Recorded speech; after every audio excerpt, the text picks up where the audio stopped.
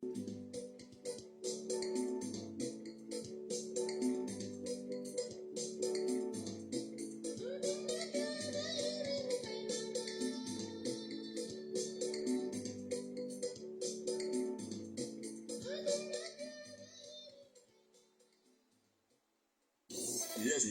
So I go by the name Slow Dog. When I can find you are listening to Awole FM 99.5 ordinary minutes. You think so? Don't you ever touch that dial? Let me talk about that. Udo Chika 99.5. Ọkọla elekere 12 nke ehihie.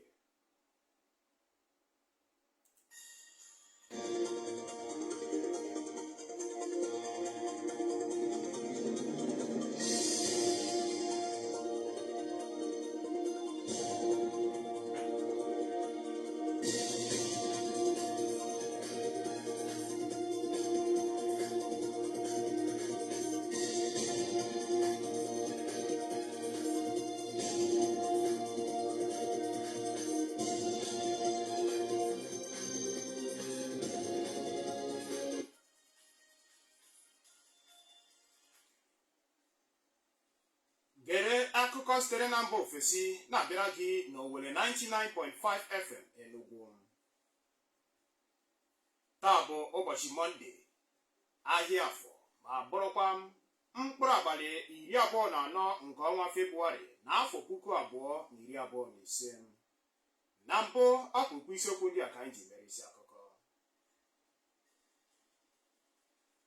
Ọchịchị ndị agha ntị ịkpọ akpọrọ Taliban nke mba Afghanistan anwụchiela otu di na nwunye bụ nwafọ mba Britain.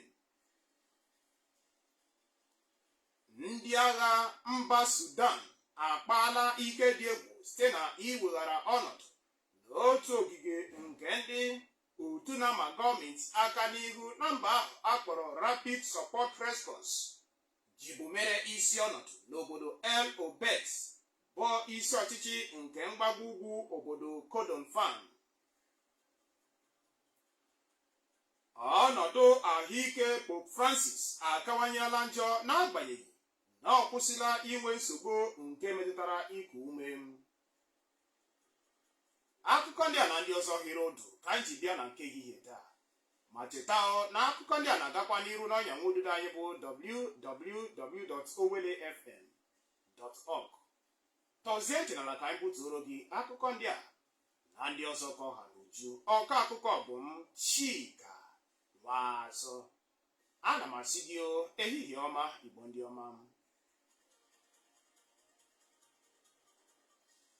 N'akụkọ sitere na mba Afghanistan, otu di na nwunye bụ ndị megoro okenye karịa afọ 70 bụcha ụmụafọ mba Britain abụrụla ndị otu ndị agha nọ n'ọchịchị na mba Afghanistan akpọrọ Taliban kpara aka ọjọọ.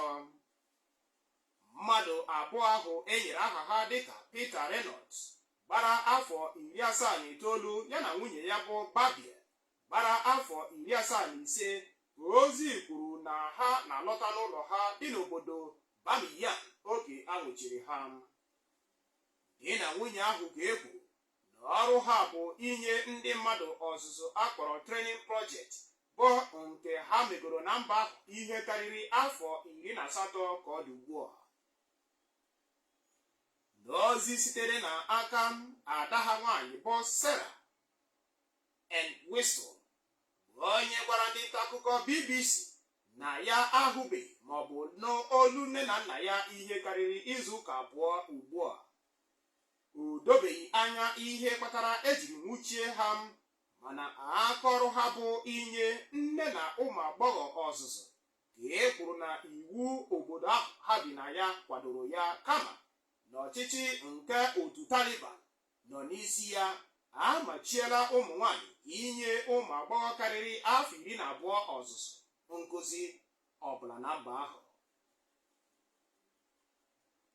Di na nwunye ahụ zutere onwe ha na mahadum University of Bath ma mechaa lụọ onwe ha n'obodo Kabul n'afọ 1970.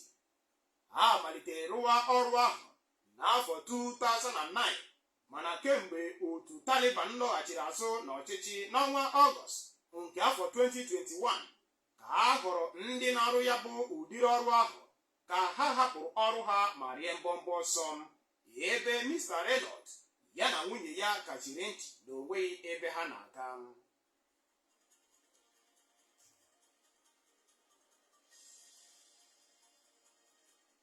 Na mba United Kingdom, mba UK akpọọla oku ka a mara ihe mere ngwa ngwa ma kwụsị ọgbaghara na-ada na mba Democratic Republic of Congo, dịka otu ndị agha M23 Rebel Group ka na-akpọ ekwo nkom na-esi abụghọ na ọwụwa anyanwụ mba ahụ.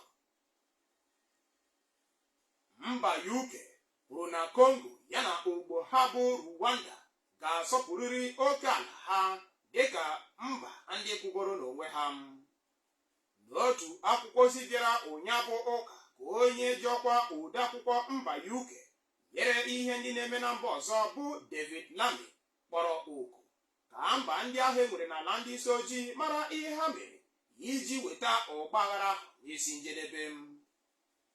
Ozi sitere n'aka ndị ọkachamara nke otu United Nations kwuru na ndị agha M23 Rebel Group nke ọka na ọnụọgụgụ ha bụ ndị agha mba Rwanda karịrị 4,000 ewegharala ọnọdụ n'obodo abụọ kacha buo ibu n'ọwụwa anyanwụ mba Democratic Republic of Congo, bụ ebe jupụtara na akụ chinyere dị n'ime ala. Mba UK kpọrọ ya bụ oku ka a sọpụrụ mba DR Congo dịka obodo kwuru n'onwe ya ma gbatara ndị ahụ gbara ọsọ ọgụ na mba ahụ gaa na obodo ndị dịdobere ha nso dịka mba Burundi ya na Uganda bụ ndị karịrị 5,000 ọsọ enyemaka.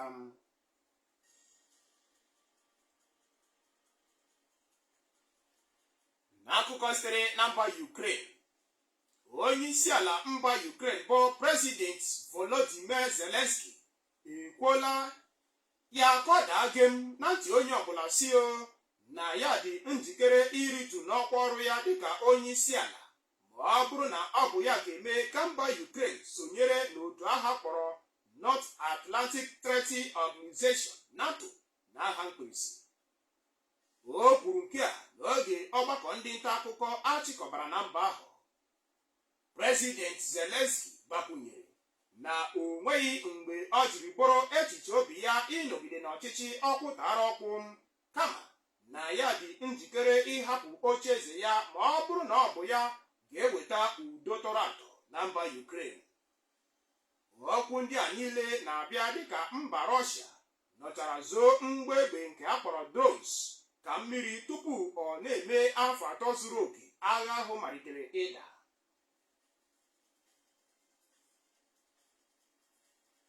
N'akụkọ sitere na mba Sudan, ụsụ ndị agha nke Sudanese Army azụọla ụkwụ dimkpa site na ịwakpo ogige El Obeid nke mgbago ugwu obodo Kordofan, bụ ebe kwuru na ọ bụ otu ndị ọzọ na-ama gọọmenti aka n'ihu akpọrọ Rapid Support Response na-achịbu eze na ya kemgbe ọnwa Eprel nke afọ 2023. Dịka ọnụ na-ekwuru ndị agha na mba ahụ bụ Nabil Abdallah siri kọwaa na ndị agha nke gọọmenti jiri nwayọọ banye n'obodo ahụ ma mechaa jikọọ ha na ndị otu ha ndị ọzọ nọ na ọwụwa anyanwụ mba ahụ ọnụ. Ya bụ obodo El Obeid a na-ekwu maka ya dị oke mkpa dịka ọ bụ naanị otu obodo jikọrọ isi ọchịchị mba Sudan bụ Khartoum ya na obodo ọzọ kacha buo ibu bụ Darfur nke mpaghara Southern Sudan. Na ya bụ ebe ka otu Rapid Support Response RSF jiri nọrọ kemgbe ma mee ka ọ ghara inwe ihe ọbụla ga-ejikọ gọọmenti ya na ụmụafọ mba ahụ bụ ndị bi na mgbago ugwu obodo ha.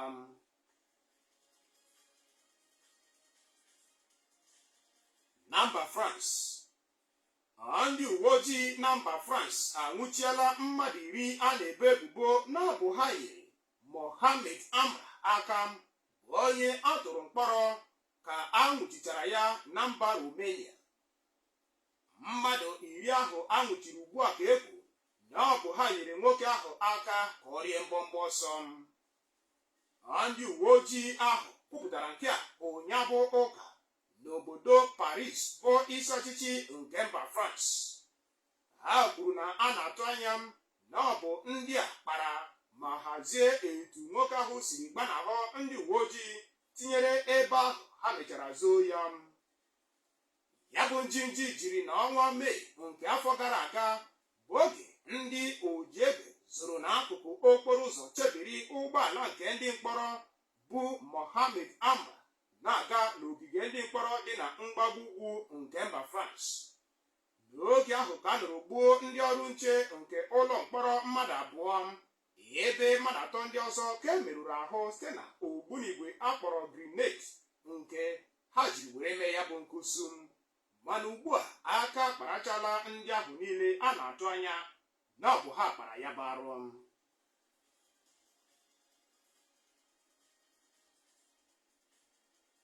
N'ozi sitere n'obodo Vatican, ọchịchị nke obodo Vatican ekwuola sio na ọnọdụ ahụike nke onye nlekọta ụlọ ụka nzukọ nsọ Katọlik n'ụwa niile bụ Pope Francis akawanyela njọ, n'agbanyeghị na o nwebeghị ka o siri gosipụta ọzọ nsogbu metụtara iku ume. Nwa amadi ahụ ka na-enweta ikuku site na ọnọdụ nke akpọrọ high flow oxygen therapy, ebe emekwara ka amata na-agbanyere ya ọbara n'ahụ. N'otu ọsịsa nyocha emegoro ya na-egosi na o nwere nsogbu nke akpọrọ renal insufficiency yana nsogbu akụrụ akpọrọ kidney problem, mana olileanya ka dị n'ime ihe ndị a niile. Pope Francis ga-ebuga na ụlọ ọgwụ Gemelli Hospital dị na Rome nke mba Italy n'abalị 14 nke ọnwa Febụwarị, n'oge ọ malitere nwewa nsogbu nke iku ume, bụkwa oge a nọrọ gwọọ ya ọrịa nke akpọrọ bronchitis tupu ekwuo na o nwere oyi nke ime ahụ. N'isi ụtụtụ ụnyaahụ ụka ka nwafọ mba Argentina ahụ sonyere ugbo ya ndị ọzọ were chụọ aja misa, bụkwa oge ọ gwara ụwa niile ka ha cheta ya n'ekpere.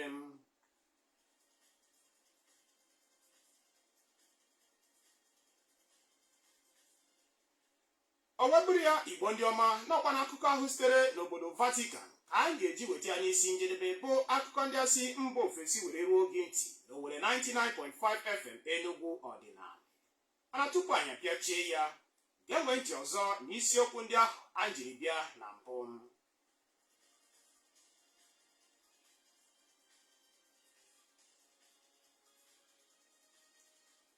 Ọchịchị ndị agha ntị ịkpọ akpọrọ Taliban nke mba Afghanistan anwụchiela otu di na nwunye bụ ụmụafọ mba Britain n'obodo ha. Ndị agha mba Sudan akpaala ike dị egwu site na iweghara ọnọdụ n'otu ogige nke otu na-ama gọọmenti aka n'ihu na mba ahụ akpọrọ Rapid Support Response jibu mere isi ọnọdụ n'obodo El Obeid, bụ isi ọchịchị nke mgbago ugwu obodo Kordofan. Anyị kọkwara gị na ọnọdụ ahụike Pope Francis akawanyela njọ, n'agbanyeghị na ọ kwụsịla inwe nsogbu nke metụtara iku ume.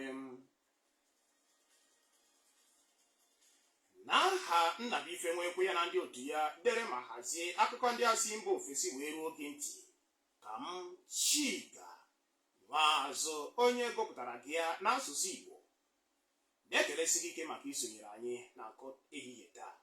Ya gaziere gị Igbo ndị ọma.